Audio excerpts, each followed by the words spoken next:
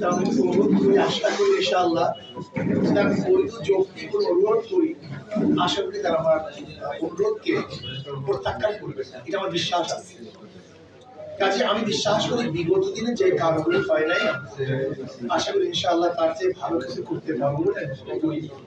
সবচেয়ে বড় কথা হলো আমি বরিশালকে এত সুন্দর একটা নগরী, এই বরিশাল এখানে সুন্দর একটা এলাকা করতে চাই, যেখানে সংযত ভাবে সবাই বিবেক মুক্ত, হয়রানি মুক্ত একটা সমাজ আমরা করব, যেখানে সবাই মুসলিম, হিন্দু, বৌদ্ধ, খ্রিস্টান সবাই মিলেমিশে এই সুন্দর একটা শহর, সুন্দর একটা এলাকা করার চেষ্টা করব। আশা করি ইনশাআল্লাহ বরিশালের ভোটাররা যারা আছেন, আপনারা জানেন যে আমার প্রতিপক্ষ যারা আছেন,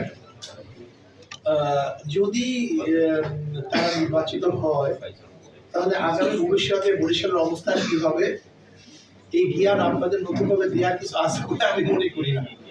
নতুনভাবে কিছু দেওয়ার আছে বলে আমি মনে করি না।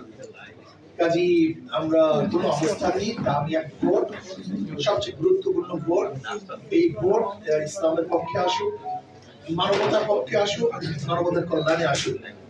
আর প্রশাসন অনুরোধ করবো আল্লাহর রাস্তে কোনো অবস্থাতেই যেন নির্বাচন পরিবেশ নষ্ট না হয়, কোনোদিকে ঝুঁকে না যান। ব্যালট পেপার যেন সবাই সুন্দর মতো নিজের যেখানে চুজ করবে সেখানে যেন ভোট দিতে পারে, কেউ টেনে নিয়ে তাদের মন মতো কেউ ভোট দিতে না পারে, সেই ব্যবস্থা হিসাবে প্রশাসনকে করার জন্য অনুরোধ রাখতেছি।